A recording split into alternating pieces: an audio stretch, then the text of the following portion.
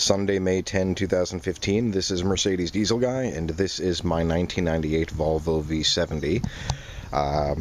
Once again, this video is mostly for my regular viewers, just to let you know that I have been working this weekend, but no real video covering what I'm doing. You know, mostly because a lot of it's repetitive, but just going to give you the quick rundown of what I'm doing on this car. It actually got a bit clunky over the past, 40,000 miles it's been on the road, and decided to take some time to take care of some stuff.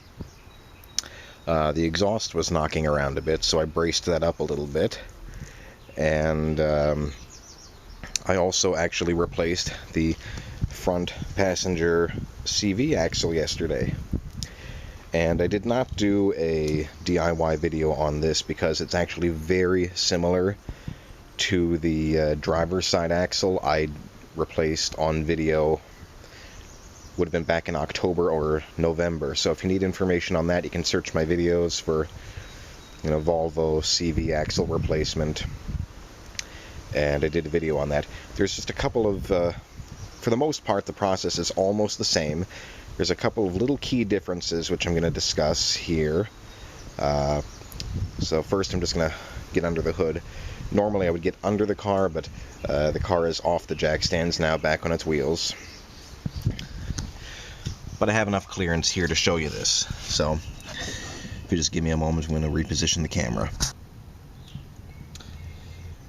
Okay, so one of the key differences is that on the driver's side of the car, once you have the axle separated from the wheel hub, it's actually clipped into the transmission, and you have to more or less yank it out to disengage the clip. The passenger side is a little different. There's actually no clip there in the transmission. And what you have to do is unbolt this bearing cap right here. And I believe it's two 12mm bolts. And this is all there is aside from the axle nut on the outside of the wheel hub. This is basically all there is holding it into the car. So the passenger side, even though at first glance maybe look a little more difficult to deal with, I find it's actually easier to deal with. Otherwise, the process is the same. And then aside from that, I'm actually going to be today replacing this upper engine mount bushing. You can see here the